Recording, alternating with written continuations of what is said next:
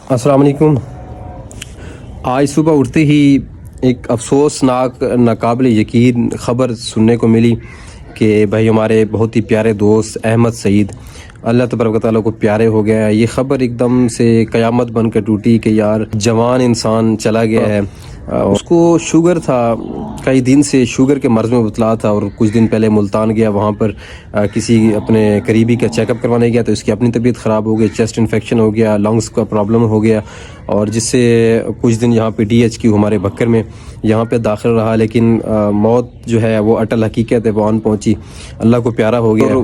तो जब मैं उसको मिलता था तो मैं उसका बड़ा दिल रखता था, बड़ा उससे हंसी खुशी की बातें करता था, मजाक करता था, शादी की बातें करता था कि आप शादी कर लो, और कभी कभार उससे कहता था कि यार आपको बीवी की कमी है और इस वजह से आप कमज़ोर हो, और कभी कभार मैं उसे कहता था आज तू बड़ा प्यारा लग रहा है, आज तो बड़ा सोहना लगता पिया, तो शादी करवा कर ना, शादी करवाना पिया। इस तरह की मैं बातें उससे किया करता था। वो फिर मुझे कहता था कि शादी भी मैंने बहुत बड़ी धूमधाम से करनी है, और फिर जो है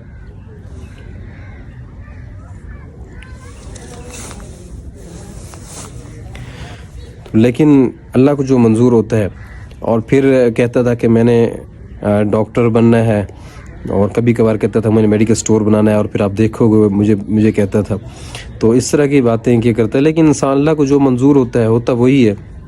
मौत एक अटल हकीकत रहता है। ये इंसान कुछ भी नहीं है, इंसान एक पानी का बुलबुला है। बुजुर्ग वो अभी तक बैठे होते हैं चारपाई पे, उनके जवान बेटे चले जाते हैं, उन वालिदैन के लिए भी क़यामत होती है, उनके लिए दुख बहुत बड़ा होता है। मैं आप लोगों से सिर्फ ये गुजारिश करना चाहूँगा, एक तो हमारे दोस्त अहमद सईद के लिए भी दुआ कीजिए, और तमाम जो मुसलमान चले गए हैं उनके लिए स्पेशली दुआ कीजिए, अल्लाह तबारक व तआला सबके दर्जात बुलंद फरमाए, और अपनी ख्वाहिशात को कंट्रोल करें। ही है दुनिया कुछ भी नहीं है, पता उस टाइम चलेगा।